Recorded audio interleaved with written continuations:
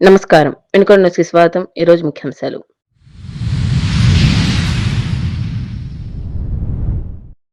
వినుకొండ నియోజకవర్గంలో పలు అభివృద్ధి కార్యక్రమాలు చేపట్టిన ఎంపీ శ్రీకృష్ణదేవరాయలు, ప్రభుత్వ చీఫ్ విప్ జీవీ ఆంజనేయులు, వసతి భవనాలు, ఎంఎస్ఎంఈ పార్కులకు శంకుస్థాపన.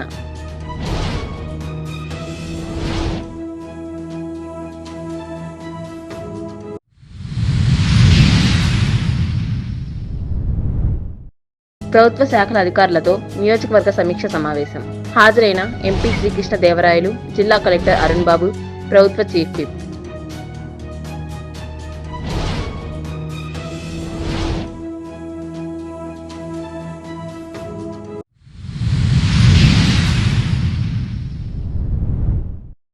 రాజకీయ పార్టీ ప్రతినిధులతో సమావేశం. ఓట్ల చేర్పులు, మార్పులపై చర్చ.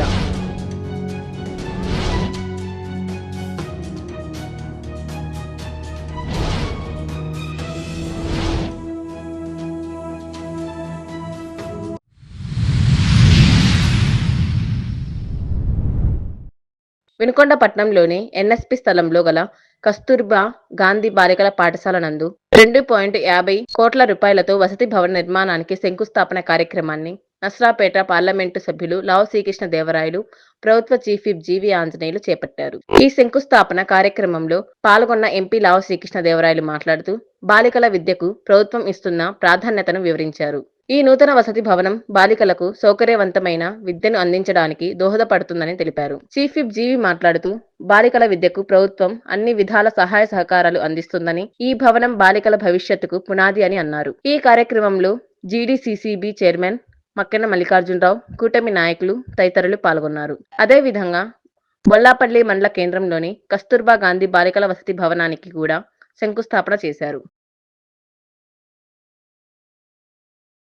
హాస్టల్ వసతి పెంచేదానికి ఏదైతే బిల్డింగ్ స్థాపించుకుంటా ఉన్నామో మంచి కార్యక్రమం. మీ అందరికి తెలిసిందే, అత్యధికంగా కేజీబీవీలు ఎక్కడ ఉన్నాయంటే పల్నాడులోనే అత్యధికంగా ఉండటం జరుగుతూ ఉంది. 24 దాకా ఉన్నాయి. చాలా ఉపయోగపడుతున్నాయి. దీనివల్ల చాలా మంది మామూలుగా అయితే 7వ తరగతికో 8వ తరగతికో ఏముందులే ఇంకా బరాయించలేం కదా, చదివించలేం కదా అని చెప్పి అబ్బాయిలను అయితే కొద్దో గొప్ప ముందుకు తీసుకెళ్లి చదివిస్తారు, కానీ అమ్మాయిల దగ్గరికి వచ్చేప్పటికి సర్లే అని చెప్పి ఆపే పరిస్థితి ఆలోచన ఉంది. ఆ ఆలోచనని పక్కకి మార్చడానికి కేజీబీలను తీసుకురావడం జరిగింది. తీసుకొచ్చారు, దాంట్లో బాగానే వస్తున్నారు, చదువుకుంటా ఉన్నారు. ఇంకా ఇప్పటిదాకా మొన్నటిదాకా 10వ తరగతి దాకా ఉండేది, కానీ ఇప్పుడు 11వ తరగతి ఇంటర్మీడియట్ కూడా ఇక్కడ పెట్టడం జరిగింది. ఎందుకు పెట్టారు అంటే చాలా మంది 10వ తరగతితో ముగించేసి మళ్ళీ ఇంటర్మీడియట్ ఎక్కడ చదివించాలి, ఎక్కడికో టౌన్ కు పంపించాలి, అక్కడ అమ్మాయి ఉంటుందా, అమ్మాయి ఉంటే సేఫ్టీ ఉంటుందా, ఎన్ని ఆలోచనతో చాలా మంది ఆపేసి పెళ్లి చేసి అక్కడతో ఆపేస్తా ఉన్నారు. కానీ మీ అందరికీ ఒకటే చెప్పేది, ఈ రోజు అమ్మాయిలు మీరు చదివించండి సరిగ్గా. అమ్మాయిలు కేవలం ఏదో వినుకొండకి వెళ్ళి సెటిల్ అవడం కాదు, లేకపోతే గుంటూరు వెళ్ళి కాదు, విదేశాల్లో కూడా అద్భుతంగా పనిచేస్తా ఉన్నారు. వారు సెటిల్ అయితే మీ కుటుంబం అంతా కూడా సెటిల్ అవుతుంది. వారు ఉద్యోగం తెచ్చుకుంటే దాంతో మీ కుటుంబం కూడా కొద్దిగా ఉపయోగపడుతుంది. కానీ 10వ తరగతికి సరే మనం భారం తగ్గించుకుందాము, 18 ఏళ్ళకే భారం తగ్గించుకుందాం అని పెళ్లి చేస్తే అది సరైన ఆలోచన అయితే కాదు. ఎందుకంటే ఇన్ని అవకాశాలు మన చుట్టూ ఉన్నాయి, ఉద్యోగ అవకాశాలు ఇన్ని ఉన్నాయి. ఉన్నప్పుడు కూడా మనం వాటిని ఉపయోగించుకోకపోతే అది నిజంగా తప్పు చేసిన వాళ్ళు అవుతాం. సరే, ఉద్యోగ అవకాశాలు రావడానికి చదువుకోవడానికి ఇదివరకు మీరు ఉన్నప్పుడైతే, మీరు చిన్నప్పుడైతే చదువుకోవాలంటే వసతులు లేవని, కానీ ఇటువంటి వసతులన్నీ కూడా ఇక్కడ క్రియేట్ చేస్తా ఉన్నాం. హాస్టల్స్ కానీ అన్ని ఇచ్చేస్తా ఉన్నాం. ఇంటర్మీడియట్ దా ఇక్కడ చదువుకోవచ్చు. ఇంటర్ అయిపోయిన తర్వాత ఎక్కడికి వెళ్ళి చదువుకున్నా ఫీజు రీంబర్స్మెంట్ గవర్నమెంట్ ఇస్తా ఉంది. ఎక్కడికి వెళ్ళినా రీంబర్స్మెంట్ ఇస్తా ఉంది. ఎక్కడ ఇబ్బంది లేకుండా అమ్మాయిలు చదవచ్చు. డిగ్రీ పూర్తయితే ఉద్యోగం రాకుండా, కొద్ది బాగా డిగ్రీ పూర్తయితే ఉద్యోగం రాకుండా, కొద్ది కష్టపడే తత్వం ఉంటే ఉద్యోగం రాకుండా ఉండే పరిస్థితి ఇప్పుడైతే లేదు. ఉద్యోగాలు చాలా ఉన్నాయి. అందరూ కోరేది ఏంటంటే మాకు ఏసీలో ఉద్యోగం కావాలని అడుగుతున్నారు. సివిల్ ఇంజనీరింగ్ వస్తారు, చదివి వచ్చి మాకు సివిల్ ఇంజనీరింగ్ చేయవు కదా, బిల్డింగ్లు కట్టాలి, రోడ్లు వేయాలి కదా అంటే, సార్ అవన్నీ ఎండలో ఉండాలి కదండి, నాకు ఏసీలో ఉన్న ఉద్యోగం ఇవ్వండి అంటారు. అలా కాకుండా నిజంగా కష్టపడే వాళ్ళు కొద్దిగా ఉంటే తప్పకుండా ఎవ్వరికి ఉద్యోగాలు లేకుండా, అవకాశాలు లేకుండా లేని పరిస్థితి అయితే కొద్ది బాగా చదువుకున్న అటువంటి పరిస్థితి అయితే లేదు. కాబట్టి మీ అందరినీ కోరేది ఒకటి, అన్ని సదుపాయాలు కూడా ప్రభుత్వం వైపు నుంచి సమకూరుస్తున్నాం. కాబట్టి మీరు దయచేసి చదివించండి. ఇంకా ఇంకో అడుగు ముందుకేసి మీకు చెప్తా ఉన్నా, ఇంటర్మీడియట్ ఇందాక అడుగుతాను ఎంతమంది చదువుతా ఉన్నారు అని చెప్పి. 40 మంది, దాని తర్వాత ఇప్పుడు సెకండ్ ఇయర్ ఒక 5 6 చదివారు, పాస్ అయ్యారని చెప్తా ఉన్నారు. ముఖ్యంగా ట్రైబల్స్ కి సంబంధించి, ఎస్టీస్ కి సంబంధించి చెప్తా ఉన్నా, ఇక్కడ ఎవరైతే చదువుతా ఉన్నారు, ఇక్కడని కాదు ఈ మండలంలో కానీ ఎక్కడైనా ట్రైబల్స్ పిల్లలు ఎక్కడైతే చదువుతారో అబ్బాయి కానీ అమ్మాయి కానీ వారికి 70% పైన వస్తే సరే రీఎంబర్స్మెంట్ మీద సీట్ వచ్చి గవర్నమెంట్ ఇచ్చేది ఒకటి. అలా కాకుండా మీ అందరికి తెలుసు, మేము కూడా విజ్ఞాన యూనివర్సిటీ నడుపుతా ఉన్నాం. దాంట్లో కూడా నా బాధ్యతగా నేను కూడా చేయాలి. ఇది ఇప్పుడు కొత్తగా కాదు, గడిచిన 2-3 సంవత్సరాల నుంచి చేస్తా ఉన్నాం. ఎవరైతే ఎస్టీస్ ఉన్నారో వాళ్ళకి 70% పైన వస్తే ఇంటర్మీడియట్ లో వాళ్ళందరికీ కూడా చాలా మటుకు కోర్సుల్లో ఉచితంగానే సీట్లు కూడా ఇవ్వడం జరుగుతూ ఉంది. మీరు దయచేసి కొద్దిగా ఎంఈ ఓన్లీ నన్ను, అలాగే ఎమ్మెల్యే గారు కూడా ఉన్నారు, మీరు కొద్దిగా ఎమ్మెల్యే గారితో కోఆర్డినేట్ చేసుకుని, అలాగే మీకు ఎవరైనా మీరు ఎవరైనా ఇంట్రెస్ట్ ఉంటే కనుక మీ పిల్లలు ఎవరికైనా చదువుకోవడానికి ఇంట్రెస్ట్ ఉంటే రండి, నేను ఉచితంగానే సీట్ ఇవ్వడానికి కూడా నేను ముందుకు వస్తా ఉన్నా. వైసీపీ పాలనలో పిల్లలకి స్కూల్ బిల్డింగ్ లేకపోయినా, ఉండటానికి డార్మెంటరీ రూమ్స్ లేకపోతే కూడా 5 సంవత్సరాలు గత పాలకులు నిర్లక్ష్యం చేశారు. విద్యను నిర్లక్ష్యం చేశారు, పిల్లల భవిష్యత్తును నిర్లక్ష్యం చేశారు. అందుకే 5 సంవత్సరాల ఒక్క బిల్డింగ్ కట్టడం చేత కాలేదు గత ప్రభుత్వానికి. అందుకే ఈ సిగ్గులేని అవినీతి ప్రభుత్వాన్ని ప్రజలు ఇంటికి పంపించారు. ఈ రోజు ప్రజల్లో గొప్ప చైతన్యం ఉంది. ఒక్క అవకాశం ఇచ్చారు, బాగా చేయకపోతే పీకి పంపించేశారు. ఎప్పుడు కూడా ఈరోజు విద్యాలయాల్ని తీర్చిదిద్దాల్సినటువంటి అవసరం ఉంది. అందుకే చంద్రబాబు గారు విద్యని పిల్లలకి మంచిగా అందించినట్టయితే, వాళ్ళకి కావాల్సిన ఫెసిలిటీస్ ఇస్తే, భావితరాలని గొప్ప నాయకులు తరగతి గదుల్లో మనం భావితరాల నాయకులు తయారు చేసే లక్ష్యంగా ఈరోజు మనం ముందుకెళ్తున్నాం. అందుకోసమే ఇక్కడ భవన నిర్మాణం కోసం 2,50,00,000 రూపాయలని ప్రభుత్వం శాంక్షన్ చేసింది. ఒక్కసారి మన చంద్రబాబు నాయుడు గారికి గట్టిగా చప్పట్లు కొట్టాలని కోరుకుంటున్నా. అలాగే మన విద్యాశాఖ మంత్రి గారు నారా లోకేష్ గారు, విద్యాశాఖ మంత్రి గారు ప్రత్యేకంగా విద్యాలయాల్ని ఆధునిక ఎడ్యుకేషన్ తో తీర్చిదిద్దుతున్నారు. అలాగే స్కూల్లో గేమ్స్, స్పోర్ట్స్, అలాగే లీడర్షిప్ స్కిల్స్ పెంచడానికి అన్ని విధాల వాళ్ళకు ఉన్నటువంటి ఫెసిలిటీస్ పెంచుతూ, రూములు పెంచుతూ, కావాల్సినటువంటి తరగతి గదుల్ని ఏం కావాలో, పిల్లలకి ఏం కావాలో అవన్నీ కూడా ఏర్పాటు చేస్తున్నారు నారా లోకేష్ గారు. ఈ సందర్భంగా విద్యా ప్రమాణాలను పెంచుతూ ఈరోజు ప్రైవేట్ బడుల కంటే ప్రభుత్వ పాఠశాలలో నెంబర్ 1 గా చెప్తున్నారని ముందుకు తీసుకెళ్తున్న నారా లోకేష్ గారికి గట్టిగా చప్పట్లు కొట్టి జయజయలు పలకాల్సిందిగా కోరుకుంటూ, ఎంతో ప్రేమ అభిమానంతో నాకు అవకాశం ఇచ్చిన ధన్యవాదాలు తెలియజేస్తూ, స్కూల్స్ అభివృద్ధి కోసం నిధులు ఇచ్చినటువంటి నారా లోకేష్ గారికి ప్రత్యేక ధన్యవాదాలు తెలియజేస్తూ, ఈ కార్యక్రమంలో పాల్గొన్న ప్రతి ఒక్కరికి పేరు పేరున హృదయపూర్వక అభినందనలు తెలియజేస్తూ సెలవు తీసుకుంటున్నాను. అందరికీ పేరు పేరున ధన్యవాదాలు. వినుకొండ పట్టణంలోని తిమ్మాయిపాలెం రోడ్డులోని వై కన్వెన్షన్ హాల్లో వినుకొండ నియోజకవర్గ పరిధిలోని అన్ని ప్రభుత్వ శాఖల అధికారులతో శుక్రవారం నియోజకవర్గ సమీక్ష సమావేశం ప్రభుత్వ చీఫ్ విప్, సీనియర్ శాసనసభ్యులు జీవి ఆంజనేయులు అధ్యక్షతన జరిగింది. ముఖ్య అతిథులుగా ఎంపీ లావు శ్రీకృష్ణదేవరాయలు, పల్నాడు జిల్లా కలెక్టర్ అరుణ్ బాబు పాల్గొన్నారు. ఈ సమావేశంలో వివిధ శాఖల అధికారుల పనితీరుపై సమీక్షించారు. నియోజకవర్గ అభివృద్ధి, పురోగతి, ప్రజా సమస్యల పరిష్కారాలు, అభివృద్ధి ప్రణాళికలపై సుదీర్ఘంగా చర్చించారు.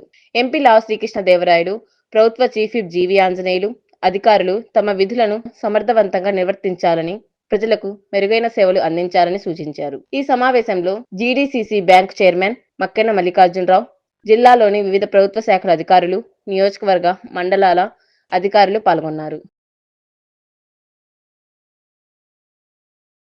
డ్రింకింగ్ వాటర్ సంబంధించి కానీ అన్ని 70 స్కీమ్స్ ఉన్నాయి. వీటి గురించి మనం ఎప్పుడు ఎక్కడ ఎవరు మాట్లాడలేదు. వీటికి చాలా బడ్జెట్ ఉంది. ఒక్కొక్క స్కీమ్కే చూడండి, దాదాపు 15,000 కోట్లు, 20,000 కోట్లు బడ్జెట్ ఉంది. గడిచిన 5 సంవత్సరాల్లో 19 నుంచి 24 దాకా దీంట్లో ఈ 70 స్కీమ్స్ లో ₹1 కూడా మనం దాదాపు తీసుకోలేదు. రాష్ట్ర ప్రభుత్వం నుంచి నెగ్లిజిబుల్ డబ్బులు తీసుకున్నాం. దీంట్లో తీసుకున్నా కానీ అసలు వాళ్ళ డైవర్ట్ చేయడం జరిగింది. ఎందుకు చెప్తా ఉన్నానంటే, మీరు ఒకసారి చదివి ఒక 2 రోజుల్లో వస్తారా, 3 రోజులు వస్తారా, వారం రోజుల్లో వస్తారా, మనం మన జిల్లా వైపు నుంచి మనం ఏం ప్రపోజ్ చేయించనే ప్లాన్తో మీరు వస్తే మంచిది. అది మీరు అబ్జర్వ్ చేయాలి, తప్పదు. ఇట్స్ గుడ్ ఎక్సర్సైజ్, మంచి ఎక్సర్సైజ్ అవుతుంది. మీరు ఐడెంటిఫై చేయండి.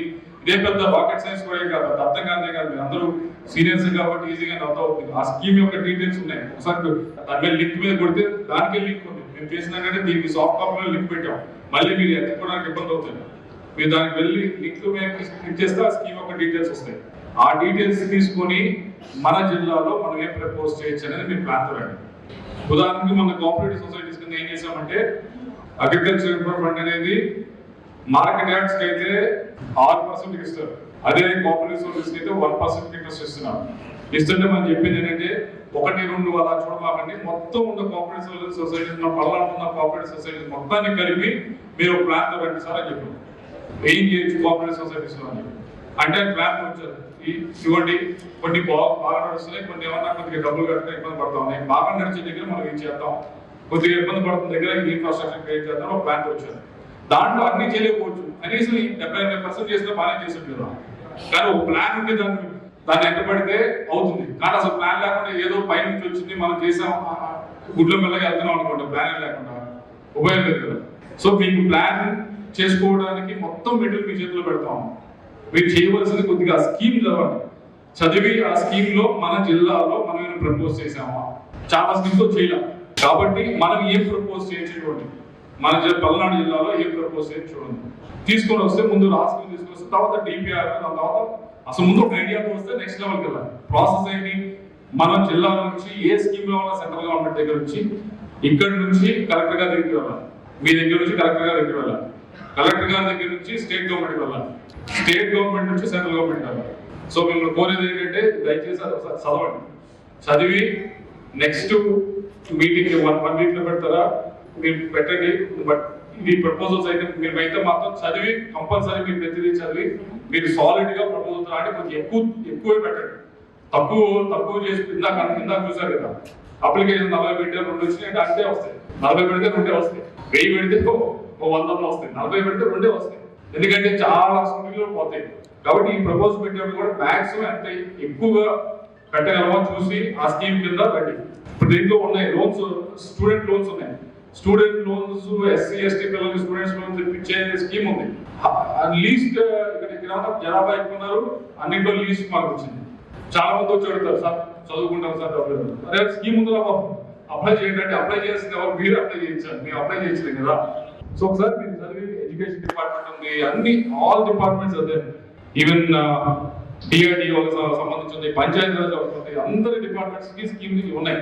ఇప్పుడు అదర్ స్టేట్స్ వాళ్ళు కూడా రాష్ట్రం ఏంటి ఎలా జరుగుతుంది దీనికి ఎంతవరకు చేశారంటే అందరు ఎంపీలని 14 మంది ఎంపీలు, 2 మినిస్టర్స్ కుదరదు కాబట్టి 14 మంది ఎంపీలని మేము డివైడ్ చేసి ఒక్కొక్కరికి ఒక 3-4 సెక్రటరీ దగ్గరికి పంపించి వాళ్ళతో కూర్చోబెట్టి, మళ్ళీ నా రీసెర్చ్ టీమ్ వాళ్ళతో పాటు పంపించి కూర్చోబెట్టి క్వశ్చన్స్ రాసి సెక్రటరీస్ దగ్గర వాళ్ళని అడిగి మేము ఎక్కడ ఉన్నామో, మా పరిస్థితి ఏంటి, మా రాష్ట్రం పరిస్థితి ఏంటి, మేమేం చేయొచ్చు అని చెప్పి రాసింది ఓడించిన తర్వాత ఇంకెందుకంటే మేము చేయగలిగింది ఇచ్చేది. మీరు ఎగ్జిక్యూట్ చేస్తేనే మేము సక్సెస్ అవుతాం. అంతకంటే నేను అడగగలిగింది లేదు, మీరు చేయగలిగింది మీరు చేయాలి, చేస్తారని ఆశిస్తూ నాకు అవకాశం ప్రతి ఒక్కరు ధన్యవాదాలు. సీఎం గారు ఇల్లు కట్టుకోవాలి పేదలకని చెప్పేసి రాష్ట్ర వ్యాప్తంగా ఇల్లు పూర్తి చేయాలి, రానున్న 5 సంవత్సరాల్లో మొత్తం, రానున్న 4 ఏళ్లలో మొత్తం కట్టాలి, ఇల్లు పేదలకు ఇల్లు ఇవ్వాలని సంకల్పంతో ఉన్నారు. ఇల్లు పొజిషన్ సర్టిఫికేట్ ఉంటేనే, ఇల్లు పొజిషన్ సర్టిఫికేట్ ఇస్తేనే ప్రభుత్వం గ్రాంట్ ఇస్తుంది ఇల్లు. కాబట్టి ఆర్డీఓ గారు చెప్పారు, మరి పట్టా భూములు అయితే మేము ఇస్తామన్నారు, గ్రామ కంఠం అయితే పంచాయతీ సెక్రటరీల ద్వారా ఇప్పించాలి. దాదాపు 1000 మంది ఎదురు చూస్తున్నారు, అంటే ఇళ్ల పట్టాల కోసం, పొజిషన్ సర్టిఫికేట్ కోసం. అవన్నీ కూడా యుద్ధ ప్రాతిపదిక మీద ఈ వారంలో మొత్తం ఎంతమందికి అవసరం అంతమంది కూడా గ్రామ కట్టాలో పొజిషన్ల అనేక సంవత్సరాల నుండి పొజిషన్లో ఉన్నటువంటి వాళ్ళకి పొజిషన్ సర్టిఫికేట్లు ఇవ్వండి. అలాగే జేసీ గారిని, ఆర్డీఓ గారిని, కలెక్టర్ గారిని కోరుతున్నా, ఆల్రెడీ పొజిషన్లో ఉన్నారు, గవర్నమెంట్ భూమిలో పొజిషన్లో ఉన్నవాళ్ళు ఉంటారు, అలాంటి వాళ్ళకి మీరు పట్టాలు ఇష్యూ చేయండి. గవర్నమెంట్ భూమిలో పొజిషన్లో ఉన్న వాళ్ళకి, చాలా సంవత్సరాలను గుడిసెలు వేసుకుని ఉన్న వాళ్ళకి మీరు పట్టాలు ఇస్తే ప్రభుత్వం ద్వారా ఇల్లు ఇస్తాం. కాబట్టి అవి మీరు వేగంగా ఎంఆర్ఓ ద్వారా, పిఆర్ఓ ద్వారా సేకరించండి, అవి మీరు తొందరగా ఇవ్వండి. గ్రామ కట్టలో ఉన్న వాళ్ళు, ఎంపీడీఓలు, ఈఓఆర్డీలు, పంచాయతీ సెక్రటరీ ద్వారా పొజిషన్ సర్టిఫికేట్లు ఇప్పించండి గ్రామ కట్టానికి. ఆ విధంగా తొందరగా పూర్తయితే ఇళ్ళన్నీ కూడా చక్కగా పూర్తి చేస్తారని మనం చేస్తున్నా. అలాగే కలెక్టర్ గారు, జేసీ గారు వచ్చారు కాబట్టి ఈ సర్వే జరగాల్సినటువంటి భూములు, అగ్రహార భూములు సర్వేలు తొందరగా పూర్తి చేయాలని నేను కోరుతున్నా. గుమ్మనంపాడు, అంగలూరు, తిమ్మాపురం, వియప్పాపురం, బ్రాహ్మణాగ్రహారం, అక్కడ కొండప్రోలు, ముఖ్యంగా బ్రాహ్మణాగ్రహారం అంటే వాళ్ళు బ్రాహ్మణుల దగ్గర ఆల్రెడీ చాలా సంవత్సరాల క్రితం కొన్నారు, వాళ్ళు కూడా భూములు ఏడని చెప్పేసి అమ్మిన వాళ్ళు కూడా భావిస్తున్నారు. దానికి గ్యాప్ ఇంకా వాటన్నింటినీ కూడా బ్రాహ్మణాగ్రహారాలు అవన్నీ అమ్మినట్టు వాళ్ళ దగ్గర డాక్యుమెంట్స్ ఉన్నాయి, వాటిని ఆన్లైన్ చేసి పట్టాలు ఇవ్వాల్సిందిగా నేను కోరుతున్నా. సమస్యలు క్లియర్ చేయాల్సిందిగా నేను కోరుతున్నా. అగ్రహార భూములు 40% అవి ఈపూరు తండాలో ఉన్నాయి, వాటి గతంలో ఆన్లైన్ చేస్తున్నాయి. గతంలో మరి ఈ మధ్య 2 నెలల నుండి అవి తీసేయడం జరిగింది. వాటిని ఒకసారి ఆ తండా వాళ్ళు, ఎస్టీలు, పేదవాళ్ళు, వాటిని ఒకసారి వెరిఫై చేసి ఆన్లైన్ చేయాల్సి కోరుతున్నా. బియ్యం ఏదైతే షార్టేజ్ ఉందో సుమారుగా 350 క్వింటాల్స్ జేసీ గారు వెంటనే ఒక 4-5 డేస్లో వాటి మీద యాక్షన్ తీసుకొని అవసరమైన వాళ్ళ మీద కేసులు బుక్ చేసి ఆ అవుట్ స్టాండింగ్స్ అన్ని కూడా క్లియర్ చేసేసి కొత్త స్టాక్ ఇష్యూ చేయాల్సిందిగా నేను కోరుతున్నాను. ముఖ్యంగా మనం ఆహ్వానించగానే వచ్చినటువంటి కలెక్టర్ గారికి, జేసీ గారికి, ఆర్డీఓ గారికి, డిఎఫ్ఓ గారికి అందరికి కూడా ప్రత్యేక ధన్యవాదాలు తెలియజేస్తున్నా. ఇప్పుడు అనేక సమస్యలు ఈరోజు వారి దృష్టికి వచ్చినాయి. అవన్నీ కూడా టైం టు టైం అన్ని కూడా క్లియర్ చేస్తారని ఆశాభావాన్ని వ్యక్తం చేస్తున్నా. తప్పనిసరిగా ఏవైతే సబ్సిడీ లోన్స్ ఉన్నాయో కేంద్ర ప్రభుత్వం నుండి ఉన్నవి ఆ స్కీమ్లోని తప్పనిసరిగా గ్రామ నాయకత్వాలు, మండల నాయకత్వాలు దాని మీద దృష్టి పెట్టండి. ఏపీఎంలు దాని మీద దృష్టి పెట్టి సబ్సిడీ లోన్స్ ఏమున్నాయో దాన్ని పూర్తి చేస్తూ కోరుతున్నాను.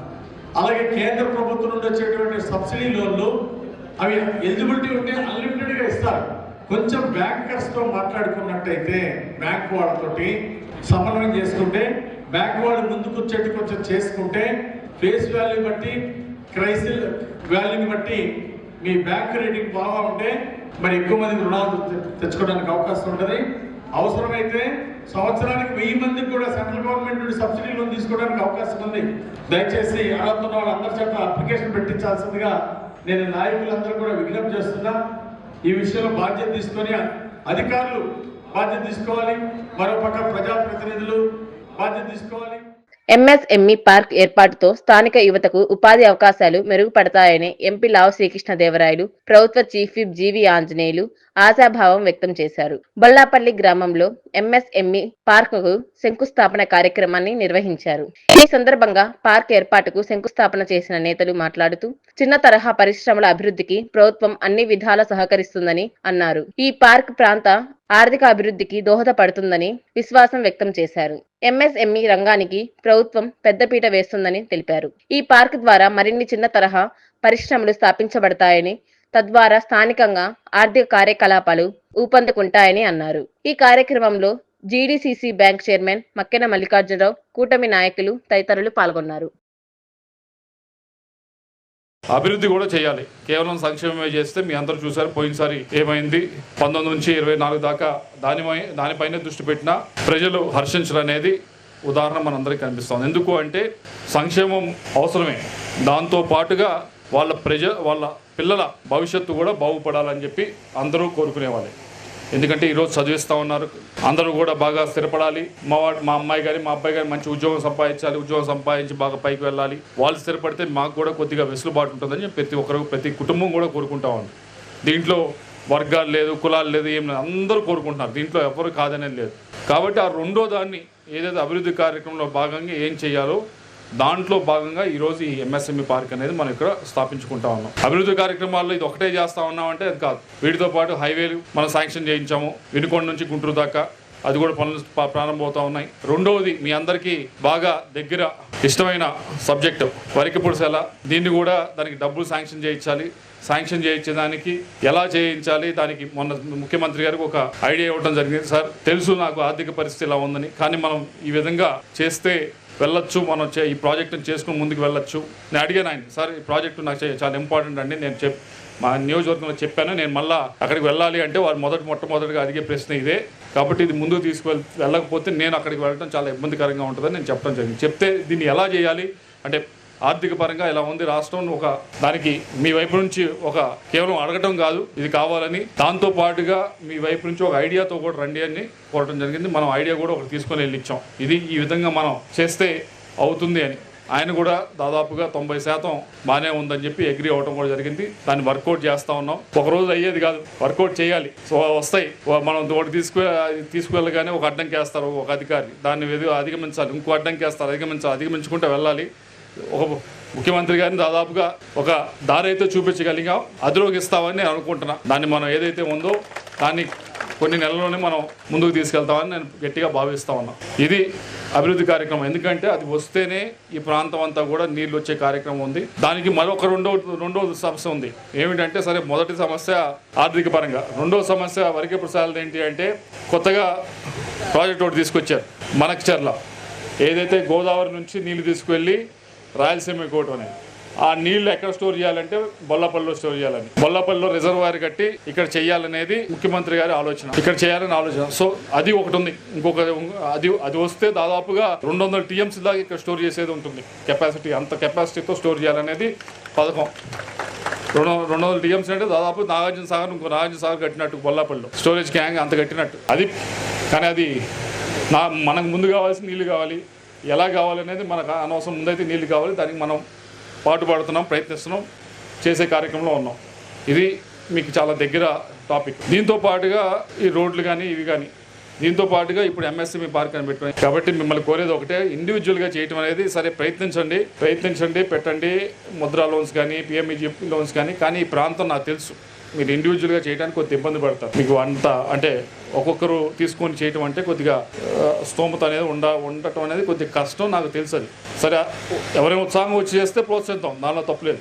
ఇంకొక విధానం ఉంది దీన్ని ఉపయోగించుకోవడానికి. కోఆపరేటివ్ సొసైటీ ఉంది మనది. కోఆపరేటివ్ సొసైటీ ఉందా? మీరు అందరూ సభ్యులే. కోఆపరేటివ్ సొసైటీ కింద కూడా మీరు ఇక్కడ లోన్ తీసుకోవచ్చు. మీరు కోఆపరేటివ్ సొసైటీ కింద ఇక్కడ ఒక కోల్డ్ స్టోరేజ్ కట్టచ్చు. అది కట్టడానికి పెద్ద ఏం కష్టం కాదు కదా.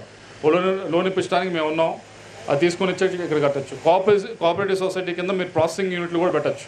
అప్పుడు మీ అందరి మీద అంత ఇబ్బందిగా ఉండదు. మీ అందరికీ కూడా మీ అందరూ కూడా కలిసికట్టుగా చేస్తారు కాబట్టి కోఆపరేటివ్ సొసైటీ అంటే మీకు అంత ఇబ్బందిగా ఉండదు, కొద్దిగా ఈజీగా ఈ కార్యక్రమం ఉంది. కాబట్టి దాని కింద ఏమన్నా కోఆపరేటివ్ సొసైటీ కింద అయితే అవుతుంది ఇక్కడ పని, బొల్లాపల్లి మండలం నాకు తెలిసి. కాబట్టి దాని కింద ఒకసారి మనం ఏమేమి పెట్టచ్చు ఇక్కడ ఫెసిలిటీస్ అనేది ఒకసారి మీరు ఒక ప్లాన్ వేసుకొని ఎమ్మెల్యే గారితో కూర్చొని అవి ఎగ్జిక్యూట్ చేసేదానికి. సరే, ముద్రా లోన్స్ ఇస్తారా, PMEG లోన్స్ ఇస్తారా, ఇస్తే పెట్టేమండి. దాన్ని మనం ఎవరిని కూడా నిరుత్సాహపరచద్దు, ప్రోత్సహిద్దాం అది కూడా. కానీ దాంతోపాటు ఇది చేస్తేనే నిజంగా మనం ఎంత ఇన్వెస్ట్ చేస్తున్నందుకు ఒక 7-8 కోట్లు రోడ్డు ఒకటి వేస్తూ ఉన్నాము. ఈ రోడ్డు కాకుండా ఇంకో రోడ్డు వేస్తూ ఉన్నారు ఇక్కడికి, ఎందుకంటే ఈ రోడ్డు అయితే ఎలిజిబిలిటీ రాదు, ఇంకో రోడ్డు వేస్తూ ఉన్నారు. ఇంత చేస్తూ ఉన్నప్పుడు మనం దీని ఉపయోగంలో తీసుకురావాలంటే అది చేస్తే మంచిదని నా ఉద్దేశం. ఆ దిశగా ఆలోచించండి.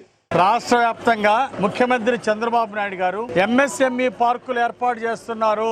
అంటే అన్ని ప్రాంతాల్లో అభివృద్ధి తీసుకురావాలని, 2047 కల్లా ఇంటికొక పారిశ్రామికవేత్తను తయారు చేయాలనే లక్ష్యంతో ఈ రోజు NDA ప్రభుత్వం ముందుకెళ్తా ఉంది. చంద్రబాబు గారు ఆశయం ఒక్కటే, ఇంటికొక పారిశ్రామికవేత్తను తయారు చేయాలా, రాష్ట్రం అంతా అభివృద్ధిలో ముందుకెళ్లాలనేదే చంద్రబాబు గారి లక్ష్యం. దాని ద్వారా 20 లక్షల మందికి ఉద్యోగ ఉపాధి అవకాశాలు కల్పించాలనేది ఈనాటి ప్రభుత్వ లక్ష్యం. ఈ 5 సంవత్సరాల్లో 20 లక్షల మందికి ఉద్యోగ ఉపాధి కల్పించాలనే లక్ష్యంతో ఈ MSME పార్కులు అభివృద్ధి చేస్తున్నాం. మొదటి విడతగా 50 నియోజకవర్గాల్లో 1456 ఎకరాలని అభివృద్ధి చేస్తున్నాం. దానికి 592 కోట్లు ఖర్చు పెట్టి ఈ MSME పార్కులు అభివృద్ధి చేస్తున్నాం. దీనిలో యువ పారిశ్రామికవేత్తలకి సబ్సిడీలు ఇచ్చి, BC, SC, ST మైనార్టీలకు సబ్సిడీ రుణాలు ఇచ్చి ప్రోత్సహిస్తుంది ప్రభుత్వం. 20 లక్షల దాకా సబ్సిడీ ఇస్తా ఉంది. అలాగే BC, SC, STలకు 1 కోటి రూపాయల దాకా మరి పెట్టుబడి ఇచ్చి ప్రోత్సహిస్తుంది. బ్యాంకు రుణాలను ఇమ్మని చెప్పి ప్రభుత్వం ప్రోత్సహిస్తా ఉంది. ఈ అవకాశాన్ని సద్వినియోగం చేసుకుని ముందుకు రావాల్సిందిగా కోరుతున్నాం. మన ప్రాంతంలో కూడా పల్నాడు జిల్లాలో అనేక మంది చదువుకున్న వారు, విద్యావంతులు ఉన్నారు. అలాంటి వారు ముందుకొచ్చి ఇలాంటి పరిశ్రమలు పెట్టినట్టయితే, MSME పార్కులో పెట్టినట్టయితే అనుమతులు ఫాస్ట్ గా వస్తున్నాయి. ఈజ్ ఆఫ్ డూయింగ్ బిజినెస్ నుండి మరి ఈరోజు ఇంకా ఫాస్ట్ గా కరెంట్ ఫెసిలిటీ, రోడ్స్, ఇన్ఫ్రాస్ట్రక్చర్ అంతా చేసి ఈరోజు ప్రభుత్వం ఇస్తా ఉంది. ఈ అవకాశాన్ని చదువుకున్న యువత అందిపుచ్చుకొని మంచి పరిశ్రమలు పెట్టి ఆర్థికంగా ఎదగాలనేది, దాని ద్వారా కొంతమందికి ఉపాధి కల్పించాలనేది, వేలాది మందికి ఉపాధి రావాలి. ఇలాంటి MSME పార్కుల ద్వారా లక్షల మందికి ఉపాధి రావాలని ఈరోజు ప్రభుత్వం యొక్క లక్ష్యం. ఈ అవకాశాన్ని సద్వినియోగం చేసుకోగలుగుతున్నాం. అలాగే శ్రీ సిటీలో లోకేష్ గారు LG ఎలక్ట్రానిక్స్ ప్రారంభించారు. దానివల్ల 2000 మందికి ఉద్యోగ అవకాశాలు రాబోతున్నాయి. 20 లక్షల మందికి ఉపాధి కల్పించాలనే లక్ష్యంలో మరో అడుగు ముందుకు తీసుకెళ్లారు నారా లోకేష్ గారు. ఈ అవకాశాన్ని అందిపుచ్చుకోవాలి. గతంలో వైసీపీ ప్రభుత్వం ఏం చేసింది? ఎప్పుడైనా MSME పార్కులు ప్రోత్సహించారా? ఎప్పుడైనా చదువుకున్న విద్యావంతుల్ని, యువ పారిశ్రామికవేత్తల్ని సబ్సిడీ ఇచ్చి ఏ రోజు ప్రోత్సహించాల గత ప్రభుత్వం? నేను అడుగుతున్న గత ప్రభుత్వం ఎందుకు దీన్ని పట్టించుకోలేదు? దీనిలో పూర్తిగా వైఫల్యం చెందింది గత ప్రభుత్వం. అందువల్లనే గత ప్రభుత్వం నిర్లక్ష్యం చేసింది. MSME పార్కుల్ని పెట్టుబడులు ఇవ్వలేదు. సరికదా ఉన్న పరిశ్రమల్ని పక్క రాష్ట్రాలకు పారదోలారు. అమర్ రాజా బ్యాటరీ లాంటి, లూలు పరిశ్రమ లాంటి వాళ్ళని, అనేక పరిశ్రమలు పారదోలారు గత ప్రభుత్వం. మళ్ళీ ఈ రోజు NDA ప్రభుత్వం వచ్చినాక ఇతర దేశాల నుండి, ఇతర రాష్ట్రాల నుండి అనేక పరిశ్రమలు వస్తున్నాయి. అలాగే స్థానికంగా కూడా చదువుకున్న యువతను ప్రోత్సహించి ఇంటికొక పారిశ్రామికవేత్త తయారు చేయాలనే లక్ష్యంతో ఈ MSME పార్కుల్ని తయారు చేసి ప్రభుత్వం అందిస్తుంది. మనం బొల్లాపల్లిలో MSME పార్క్ వచ్చినందుకు పల్నాడు జిల్లాలో నియోజకవర్గానికి ఒకటి, రాష్ట్ర వ్యాప్తంగా నియోజకవర్గానికి ఒకటి ఎంఎస్ఎంఈ పార్కు అభివృద్ధి చేస్తున్నటువంటి చంద్రబాబు గారికి హృదయపూర్వక అభినందనలు తెలియజేస్తున్నాం. బీసీ ఎస్సీ ఎస్టీ మహిళలకి ప్రత్యేక ప్రోత్సాహం ఉంది. మహిళా పారిశ్రామికవేత్తలకి ₹1,00,00,000 దాకా మరి సెక్యూరిటీ లేని రుణాలను కూడా ప్రభుత్వం ప్రోత్సహిస్తుందని ఈ అవకాశాన్ని సద్వినియోగం కోరుతున్నా. గత ప్రభుత్వం పనికిమాలిన నిబంధనలు పెట్టి అడ్డంకులు సృష్టించి నిధులు ఇవ్వకుండా గత ప్రభుత్వంలో ఈ ఇండస్ట్రీని నిరుపయోగం చేశారు, దుర్మార్గంగా చేశారు. ఈ ఇండస్ట్రీ గత ప్రభుత్వంలో మరుగున పడిపోయింది. మళ్ళీ చంద్రబాబు గారి ప్రభుత్వం వచ్చినాక, ఎన్డీఏ ప్రభుత్వం వచ్చినాక ఈ ఎంఎస్ఎంఈ చిన్న మధ్య తరగతి పరిశ్రమల్ని ప్రోత్సహించి ముందుకు తీసుకెళ్తా ఉంది. ఈ అవకాశాన్ని అందరూ అందిపుచ్చుకొని ఆర్థికంగా ఎదగాలని ఆకాంక్షిస్తున్నాం. ఈ కార్యక్రమంలో పాల్గొన్నటువంటి ఎంపీ శ్రీకృష్ణదేవరాయలు గారికి, డీసీసీబీ చైర్మన్ మక్కన మల్లికార్జున గారికి, అలాగే కార్యక్రమంలో పాల్గొన్న పెద్దలందరికీ హృదయపూర్వక నమస్కారాలు, అభినందనలు. వినుకొండ తహసీల్దార్ కార్యాలయంలో శుక్రవారం రాజకీయ పార్టీ ప్రతినిధులతో సమావేశం ఏర్పాటు చేశారు. ఈ సమావేశంలో ఓటర్ల చేర్పులు, మార్పుల గురించి చర్చించారు. కార్యక్రమంలో డిప్యూటీ కలెక్టర్ శ్రీరాములు, తహసీల్దార్లు, సంబంధిత అధికారులు, వివిధ రాజకీయ పార్టీల నేతలు పాల్గొన్నారు. వినుకొండలోని శ్రీ గుంటె ఆంజనేయ స్వామి ఆలయ అధ్యక్షుడిగా గజవల్లి పవన్ కుమార్ నియమితులయ్యారు. ఈ సందర్భంగా ఎమ్మెల్యే జీవి ఆంజనేయులు, మాజీ ఎమ్మెల్యే మక్కెన మల్లికార్జునరావు ఆయనను సత్కరించారు. ఆలయ అభివృద్ధికి కృషి చేయాలని వారు సూచించారు.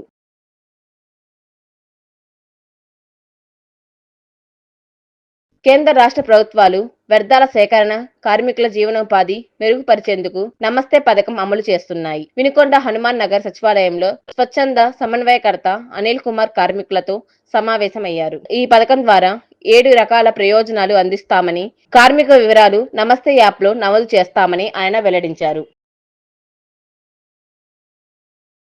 ఆపద అవసరంలో ఉన్న వారికి లంచం అన్న మాటకు తావు లేకుండా ముఖ్యమంత్రి సహాయ నిధి నుంచి వేగంగా సాయం అందుతుందన్నారు ప్రభుత్వ చీఫ్ విప్ వినుకొండ ఎమ్మెల్యే జీవి ఆంజనేయులు. వినుకొండలోని తన కార్యాలయంలో శనివారం చీఫ్ విప్ జీవి ఆంజనేయులు ముఖ్యమంత్రి సహాయ నిధి చెక్కులు పంపిణీ చేశారు. నియోజకవర్గం పరిధిలోని 63 మంది లబ్ధిదారులకు 58,11,530 రూపాయల విలువైన చెక్కులను అందించారు. ఈ సందర్భంగా ప్రభుత్వ చీఫ్ విప్ జీవి ఆంజనేయులు మాట్లాడుతూ, కూటమి ప్రభుత్వం వచ్చిన దగ్గర నుంచి అడిగిన ప్రతి ఒక్కరికి లేదనకుండా సాయం చేస్తున్నామన్నారు. ఎంతో మానవతా దృక్పథంతో ఆలోచిస్తున్న ముఖ్యమంత్రి చంద్రబాబు సీఎంఆర్ఎఫ్ కు వినతులను వీలైనంత వేగంగా పరిష్కరించాలని పదే పదే సూచిస్తున్నారని అన్నారు. రాష్ట్రంలో ఎన్నో ఆర్థిక ఇబ్బందులు ఉన్న పేద ప్రజల ఆరోగ్యంపై కూటమి ప్రభుత్వం ప్రత్యేక శ్రద్ధ చూపుతుందని జీవి ఆంజనేయులు చెప్పారు.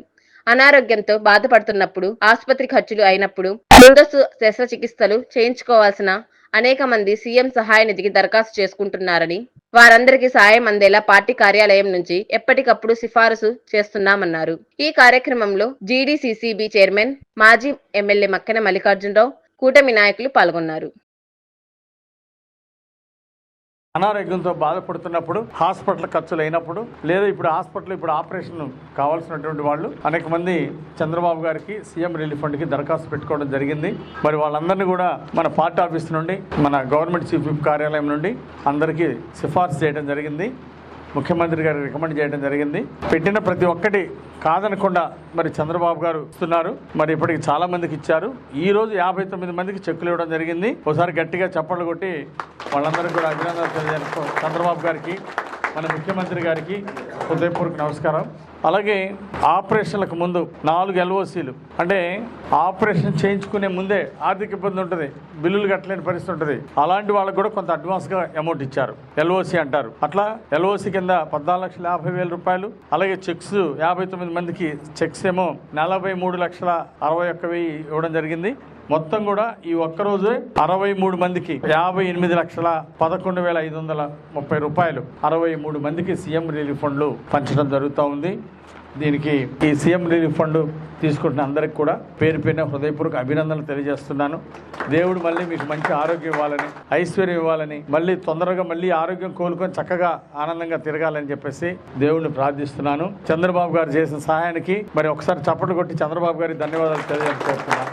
ఎవరు కూడా సీఎం రిలీఫ్ ఫండ్ తీసుకొచ్చినందుకు ఎవరు కూడా రూపాయలు లంచం ఇవ్వద్దని నేను ప్రజలందరికీ విజ్ఞప్తి చేస్తున్నా. ఎవరైనా అడిగితే వెంటనే నా దృష్టికి తీసుకురావాల్సిందిగా నేను మనవి చేస్తున్నా. వాళ్ళ మీద కఠినంగా చర్య తీసుకుంటాము. సీఎం రిలీఫ్ ఫండ్ మన కార్యాలయం నుండి ఎవరి దగ్గర ఒక్క రూపాయి తీసుకోకుండా సెక్రటరియట్ తీసుకెళ్లి మళ్ళీ అక్కడ చెక్ వచ్చిన అప్లికేషన్ అక్కడ ఇచ్చి చెక్ వచ్చిన తర్వాత మళ్ళీ ఇక్కడ ఇవ్వటం జరుగుతూ ఉంది. ఎవరైనా సరే ఒక్క రూపాయి అడిగినా ఎవరికి ఇవ్వద్దు. ఎవరైనా మిమ్మల్ని అడిగితే నాకు చెప్పాల్సిందిగా నేను ప్రజలందరూ విజ్ఞప్తి చేస్తున్నా. ముఖ్యమంత్రి గారి సహాయ నిధి నుంచి మన చీఫ్ విప్ జీవి ఆంజనేయులు గారు 58 లక్షల పైసలకు 63 మందికి ఇస్తామన్నారు. మళ్ళీ సీఎంఆర్ఎఫ్ కు సంబంధించి ఒక రిప్రజెంటేషన్ ఇస్తే ఆయన ప్రతిదీ చదివి దాని మీద టిక్కు పెడుతూ చాలా నిదానంగా ప్రతిదాన్ని చదువుతూ ఈయన ఎక్స్ప్లెయిన్ చేస్తూ ఇస్తూ ఉంటే నాకైతే చాలా సంతోషంగా వేసింది. నేను కూడా ఎమ్మెల్యే చేసినప్పుడు కూడా ఈ విధంగా తెచ్చేవాళ్ళం, కానీ ఇంత జాగ్రత్తగా ఎక్కడా అవినీతికి తావు లేకుండా ఎక్కడా ఇబ్బంది లేకుండా ఆయనే స్వయంగా ప్రతిదీ ముఖ్యమంత్రి గారి దగ్గర తీసుకెళ్ళడం, ఆయన సంతకం పెట్టించడం, ఆ తర్వాత ఇక్కడ ఉన్నటువంటి మన వెంకటేశ్వరరావు గారు కానివ్వండి వాళ్ళ బృందం అంతా కూడా పర్యవేక్షణ చేయడం, ఆ చెక్కులు ఇక్కడ తెప్పించడం జరిగేది. ఇంతకుముందు ఏం జరిగేది తెలుసా? మీరు కొంతమంది అక్కడికి వెళ్ళేవాళ్ళు, ఎక్కడికి సెక్రటరియట్కి, ఈ మధ్యలో రకరకాలుగా జరుగుతుండేది. ఇప్పుడైతే ప్రతిదాన్ని స్వయంగా పర్యవేక్షిస్తున్నారు. ఈ సందర్భంగా మీ అందరి తరఫున, నియోజకవర్గం తరఫున ఆయనకు ప్రత్యేకమైనటువంటి అభినందన తెలియజేసరికి వాస్తవం తెలియాలని చెప్తా ఉన్నాను. తప్పనిసరిగా ఇంకా గతంలో చాలా ఇచ్చారు, ఈ రోజున దాదాపు మరి 60 లక్షలు ఇస్తున్నారు. మీరేమనుకుంటారు, ఇక్కడేదో కాగితం ఇచ్చిపోతున్నారు, ఏదో డబ్బులు వస్తాయి అనుకుంటారు. రావు. మామూలుగా అయితే 20%, 30% వస్తాయి. ఇక్కడ అట్లా కాదు, 80%, 90%. అసలు అడ్వాన్స్గా ఇవ్వడం ఏంది? అది చాలా కష్టంతో కూడుకున్న పని. ఇలాంటి మంచి కార్యక్రమాన్ని నిర్వహిస్తున్నటువంటి శాసనసభ్యుల వారికి, ముఖ్యమంత్రి గారికి తప్పనిసరిగా మన అందరూ ధన్యవాదాలు తెలియాలని ఈ సందర్భంగా మనం చేస్తున్నాం. వినుకొండ న్యూస్ సమాప్తం. తిరిగి రేపటి న్యూస్ కలుద్దాం. అంతవరకు సెలవు. నమస్కారం.